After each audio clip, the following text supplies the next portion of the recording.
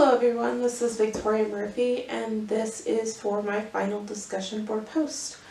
My overall Arizona State University experience, I first started in January of 2017, so it's been about 2 years.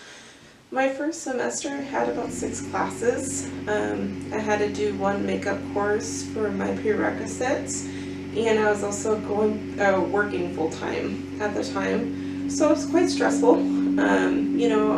I had a really good job at the time. I was working for the state of Oklahoma, doing case management work.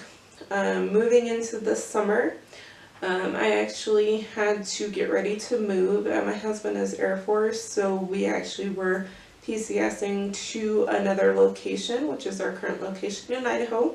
Having to move from Oklahoma to Idaho in the middle of the summer semester was very stressful. I had to let go of my job and I had to find an actual field placement in Idaho from Oklahoma, which was proving to be extremely difficult. Once I got to Idaho, it was like the end of June, and I went ahead and I started looking immediately when I got there.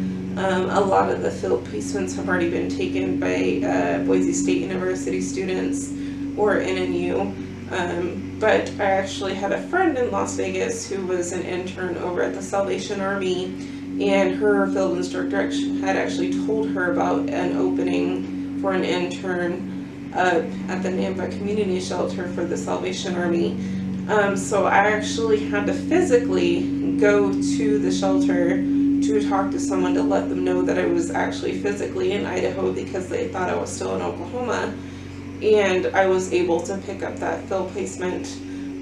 During that time, at my field placement for the Salvation Army, I was actually appointed the winter shelter manager and care coordinator for the winter shelter during that winter. And I was also the crisis intervention manager for the entire shelter. We did have a day shelter there, so that the homeless population was able to come in for breakfast and lunch. We had a 12-room facility at the shelter that we were admitting families only. And of course they had a case management program they had to adhere to, and also do weekly life skills classes, and they had to be trying to get a job, and we would assist them with that. We also had the rapid rehousing program that we started up with HUD, and that proved to be very beneficial.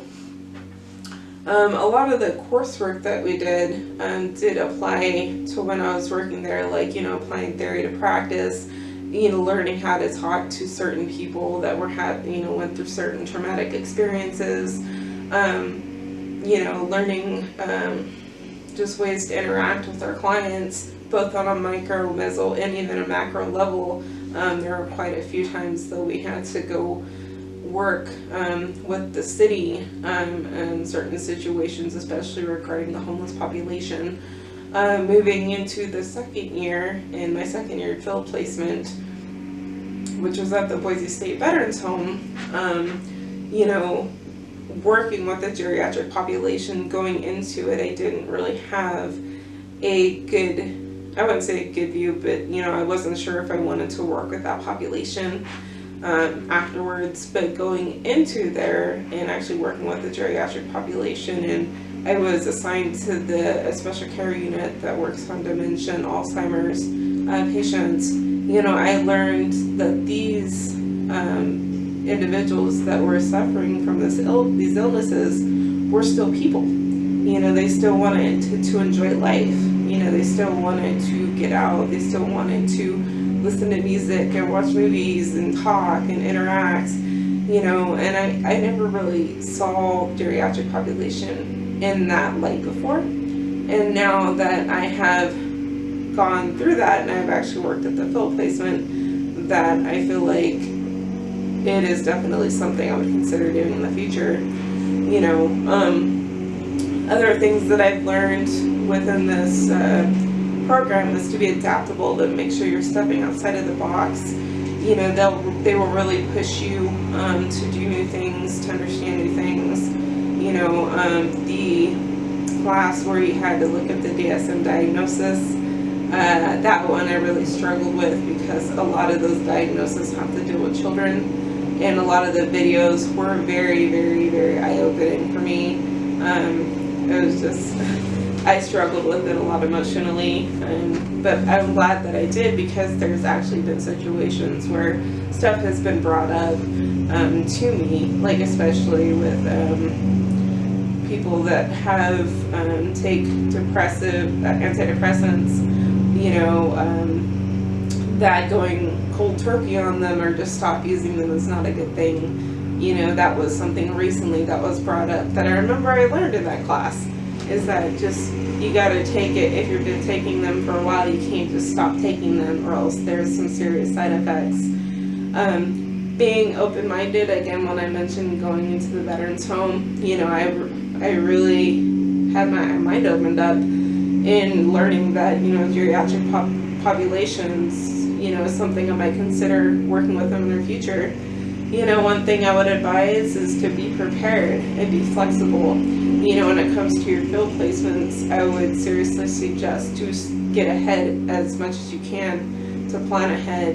You know, not just a few months, but if you do it 6-7 months ahead, you know, if you can meet up with someone, if you can talk to somebody, maybe you want to go to a certain facility, get in contact with them ASAP, just so you are able to get your foot in that door.